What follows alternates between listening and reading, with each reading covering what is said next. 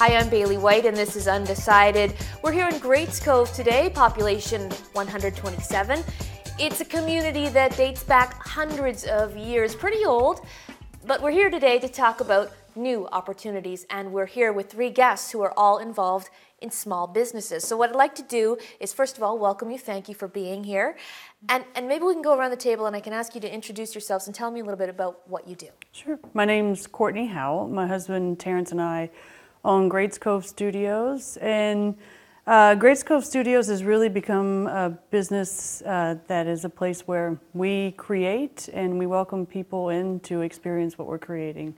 We have an open studio restaurant where we offer Cajun and Creole foods that focus a lot on local seafood.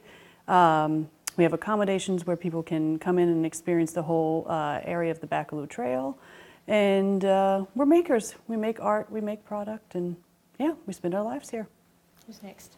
Hi, I'm Pauline Sutton. I am owner of Jimmy's Place B&B in Beatty Verde. Along with the bed and breakfast, my daughter and I have a small catering license. My name is Jennifer Sutton Walsh. As mentioned, I'm Pauline's daughter. Mom and Dad established the bed and breakfast several years ago. Recently I've been able to step into the picture and help with some of the marketing and email correspondences, help with the calendars and organizations, the things that Mom tends not to enjoy. So I want to know a little bit more about how you all got your start, because I understand nobody's been in this industry for a terribly long time. So Courtney, tell me a little bit about how you came to Greats Cove and started this business. So I'm actually from South Louisiana. My husband Terrence is from here in Newfoundland. This is Greats Cove's the community where his dad was born. We lived in Louisiana for a number of years, always wanting to be in rural Newfoundland. We just, when it was the right time, we came. We knew if we wanted to live in rural Newfoundland, we would have to start a business. And so we came here in 2009 and just kind of began, not with a business plan, not knowing exactly the direction of everything, but just started. Terrence's background is in art and design, so we started with his work, and things just began from there. And when it was time, when it was the right time and it was needed, we started the restaurant after we bought this building, and things just kind of went from there. And Pauline, I understand this is sort of your second career. Yes. Yes, I worked at Crab Plant Quinlan Brothers in Beatty Verde for 33 years. And when I turned 50, I was having some health issues and had to give it up. So being still fairly young woman, I had to do something. Always been interested in tourism and love people, and as luck would have it, we had an old fishing shed next door that my husband housed his fishing gear in.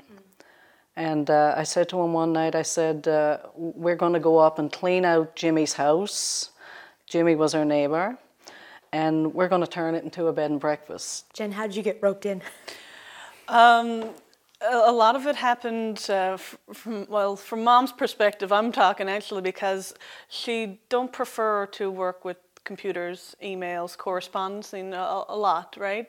Because she's, well, one thing, she's really busy with other things, and it's hard to keep up with it all. So my free time, I would help her out with that when I lived in St. John's in Paradise, but it came to a point where I was almost determined to live around the bay again too. So I sort of fell into the role naturally, Mom having the business there and needing a second hand. So that's how that happened. So why were you so determined to live around the bay again? Well, myself and my husband, we lived in St. John's, St. John's Mount Pearl Paradise area for about 18 years or so. So we'd been in there quite a while, and we realized all the things that we enjoyed doing were associated with around the bay. When you made the decision to move to rural Newfoundland, start a business, how did people around you react? We were chatting about this a few minutes ago. I think, you know, when you're a person who is going to start a business, like Terrence and I, we are the ones who, and I said we didn't have like a business plan in the beginning, but we had a vision. Yeah. not everybody's going to see that vision, and they're going to be worried about you, especially if you have an infant in tow. But when you're determined, like Jen said, to live where you want to live, you know you just have to do what you need to do to get through that. And I think because, Terrence especially has a very creative mind, I think we just opened ourselves up to that creativity to get ourselves established. And I think now that we're on, a few years into this, people can maybe see what we had been envisioning and are not as scared for us. But it's nice to have that support and concern because, when you're starting a new business, you just have to get through that beginning. Yeah. So nice to have a supportive family around you. It is. Did Pauline, did people react that way to you too when you said, I'm going to turn this fish shed into a B&B? They thought we were off our heads. They thought we were nuts. I remember Bob's family would come out from St. John's on the weekends and they'd see a little bit more done, and they'd come in shaking their head. And yes, the building was in such bad disrepair. Yes. There was no floorboards on the top level of, the rooms, so you couldn't even get up there because there was no floor in. And they'd say, my God, what are you doing with your bit of money? Putting it into this? But we persevered, we pushed through, and we got the necessary licensing, and we, like I said, we made it work. Why? and I'm sure your family must have asked you that as well, too. It sounds so difficult and challenging. Why go through all the trouble? There's nothing wrong with a good challenge, is there? But I love people, and I saw a need in the area for a B&B. And I just kind of wanted to be the one to try and make it work, to try and do it. Courtney, was there something that sort of gave you that push to take a risk and to try something new? Like what convinced you? I think it was honestly knowing, we chose to live here first. Like that was the first thought. And then we knew we had to start our own thing. It's our interest. Like the more years we're into this, you learn a lot about yourself when you start a business. Terrence and I learn a lot about ourselves as a couple and business partners. I'm realizing now it's just something that's in us. It's time now for Fantasy Premier. So Fantasy Premier is this question I've been asking everybody here on Undecided. We're talking about an election, and in the context of your industry and what you do and what your life is all about, what do you need from a premier? Like, what would make a really good leader who will understand what you're up to out here and make it easier for you to do it? That's a big question, isn't it? I think, because of the line of work that I'm in, small business development is really important. And not just to me, it's needed, that kind of support that encourages small business development is needed all over Newfoundland. And what you're asking of people is to take risks and to be creative and innovative. And to be able to do that, you have to be at a place where you can do that. And I know it doesn't seem like it all connects, but I was thinking about that, if I had not been a place in my life where, if my mental health wasn't, not that it's the best, but if I had had any severe issues, mental health, physical health, if the new electricity rates were going to be too high, just basic everyday factors, I would not have decided to take the risk. And I think if we're asking that of people, to be innovative, to be creative, and to invest and create small business, there has to be an atmosphere where it's doable to do that. Pauline, what do you want out of a leader for the province? We don't see too much of them around here anyway. You want more exposure, you Yeah, mean? Or a bit more exposure. Like, the only time we see them really is election time. They're looking for your vote and, photo op, but Yeah, I agree. It seems like, that... they're not really accessible to us like that. No, you'd like to see something in a premiere where I recognise that a lot of the businesses and hustle and bustle of the provinces within St. John's and surrounding area. Yeah. But geography, the size of the island, there's a lot of people and a lot of places outside of the hustle and bustle that are trying to survive and trying to start up business. And you just want some recognition, that not even recognition, but maybe support that these things are happening and awareness for it, for everyone to get involved.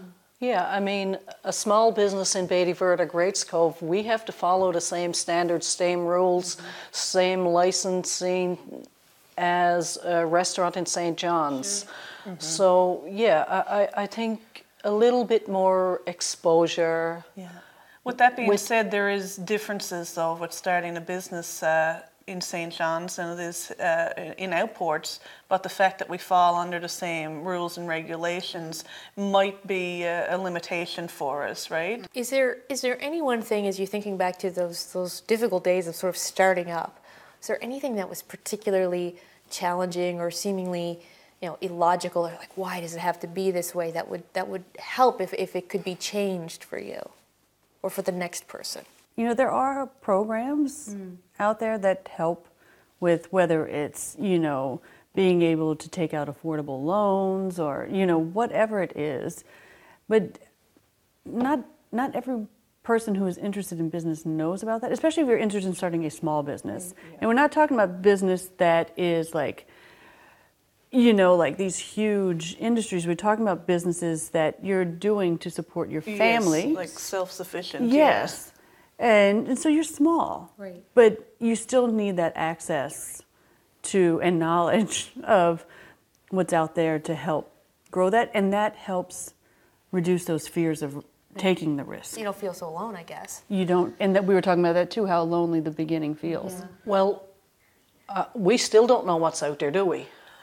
For a lot of it. For a lot of it, we still don't know. I don't know we've been with you, but we've been working working on it, but we're learning every day that this is available, this is available, this is available. Well, and it sounds like, in just sort of eavesdropping on your conversation before the cameras started rolling and things of that nature, that when you come together, there's strength in that. So what do you see in the next, say, 5-10 years as your small businesses start to grow and develop and you sort of get your feet under you and really understand, all that's possible? I possibly see another B&B, 1, 2, 3 in Beatty Verde. Yeah. I hope I'm right.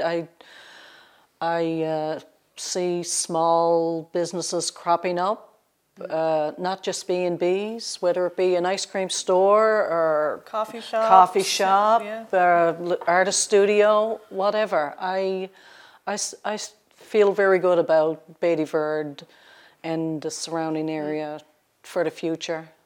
And I think also we're at a time, and like we've known each other, but I feel like this past year, like we're really getting to know each other, and I think that just inherently you want to do, we want to support each other, whether and I think the way it came about is because during peak season, one business can only provide so much. So when you get to that place, you're like calling Pauline. You got rooms. Pauline, they want some fish and chips. Do you have availability tonight? It's just like having that open dialogue and partnership, and that is what's going to help grow. Really, it sounds like you're just getting started. Totally. Any regrets about making the leap into this small business world? None whatsoever. No. It's been a fun ride. It's had its challenges, but it's okay. It's going to be even better. Yeah. I want to thank you all for sitting down with me today. Thank you so much for being here. Thank you. Thank you. And thank you for watching. This is Undecided.